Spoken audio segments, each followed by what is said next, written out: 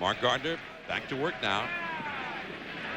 Trying to hold the line here. The Giants had a great chance to score there. At least one run. That's what you want. That's all you need right there. Their only chance to score, but they let it go by. And although it was Aurelia who was unable to get Kent home from third with his fly ball, as Joe's been pointing out, it was also Snow who walked who didn't get him home. Aurelia hurries and gets it. One away. And Laurie, an All-American softball pitcher, Fresno State, who again had more wins and strikeouts than her husband Mark did when he pitched on the baseball team there. And of course she's had 2 liver transplants, February of '98, and then required and received another one in early June of this year. And seems like she's doing pretty well, all things considered. Bobby Jones, the hitter, against his longtime friend Mark Gardner. This is the very first time that these two have ever faced each other in a big league game. Now, Mirabelli didn't know where it was at first, and he does not get it. Mirabelli had no idea where the ball was. And Jones, unlike Chipper Jones yesterday in Atlanta, did not seem to realize the ball had gotten away from the catcher. He immediately took off, and he made the leadoff man, Timo Perez. Yesterday in Atlanta in the 6th inning, Chipper Jones struck out, and the ball had bounced off the glove and back to the backstop and did not realize it. And only belatedly headed for first base, and the Cardinals' Carlos Hernandez was still able to throw him out by plenty. But for the Braves, that whole series went pretty much that way. Man, that was a shock. Not that the Cardinals won. We all knew they were well capable of beating anybody, but to beat the Braves and just thoroughly dominate them 3 out, that was astounding. 2-0 now to Timo Perez. Well, Gardner's starting to dig a little hole here, because if Timo gets on, then you have Edgar Alfonso, and he's, in my opinion, their toughest out at this point. He hits good pitching. There are a lot of hitters who can hit mediocre pitching. He can hit good pitching. 2-0. And that's up and away. 3-0 the count. Not only is Alfonso up next, then it's Piazza, then it's Ventura. All kinds of things could happen at this part of the Mets batting order right now. Well, it's important that Gardner get out of this jam, because Dusty didn't pinch hit for him because he didn't want to go to the bullpen. And if he's forced him to go to the bullpen, it could be disastrous for the Giants.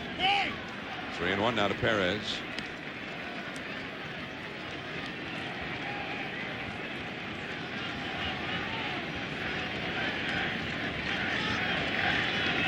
Mark Gardner in his first playoff series game, although he pitched the 1-game playoff against the Cubs 2 years ago.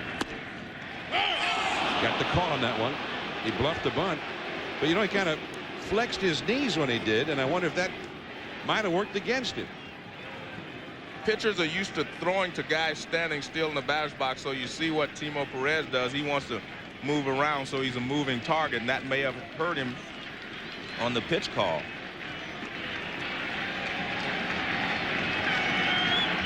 Perez has been caught out on strikes and is fouled out to first in this game.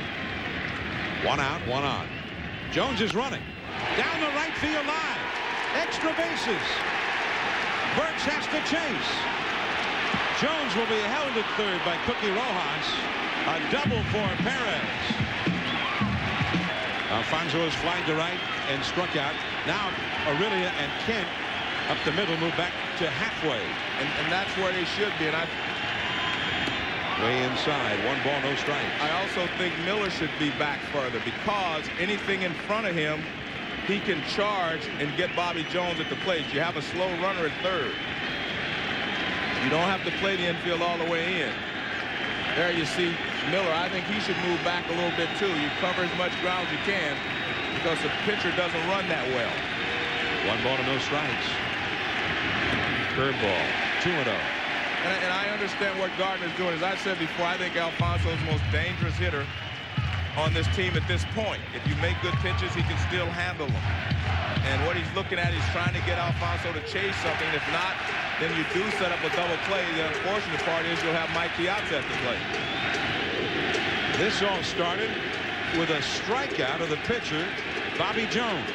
He's at third base. He came after him with a fastball, and Alfonso was late on it, fouling it off to the right. 2 balls and a strike. You saw Doug Henry, the right-handed, Alan Embry, the left-hander, up in the Giants bullpen. I mean, this may be the game and the season. The Giants' hopes for extending that season right here in this inning.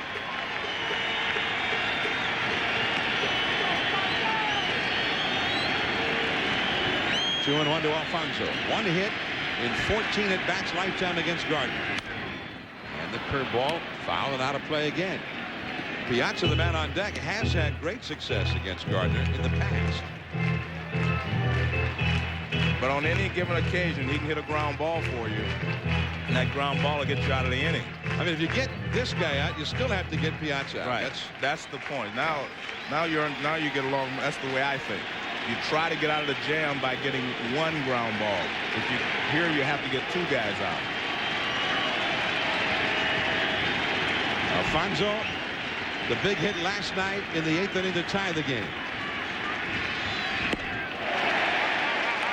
I think that's a smart pitch right there from Gardner.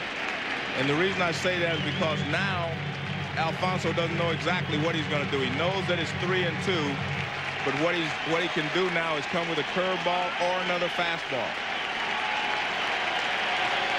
Hitters tend to think more 3-2 than they do 2-2. 2-2 you just hit. 3-2 you think, well, is he going to walk me? Is he scared? Is he going to try to throw a curveball and risk walking me? Or is he going to come after me with a fastball?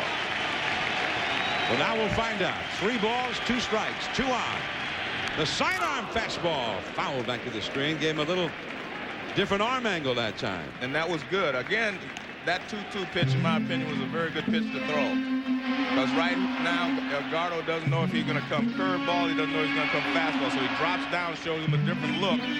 And Edgardo stays in there, though, and he fouls it back. Even fooled our cameraman a little bit with the different release point there. Dropping down out of our camera frame. I don't think you can throw him another fastball here. I think you have to go with a breaking ball here. Jones at third, Perez at second. Fastball. He got it inside off the plate. I still think you had to throw him a curveball there because that was the only way you could get him to chase something. And you see Edgardo's upset because he did chase that pitch because he thought it was ball 4. I think you have to rely on him chasing a pitch out of the strike zone. And he's more likely to chase the curveball out of the strike zone than anything else. The Mets lead 2-0. They have runners at second and third, 1 out. The curve. He hung it. Bernard back. He can't get it. He'll have to chase it. Bernard misjudged that ball. And 2 runs will score. 4-0 Mets.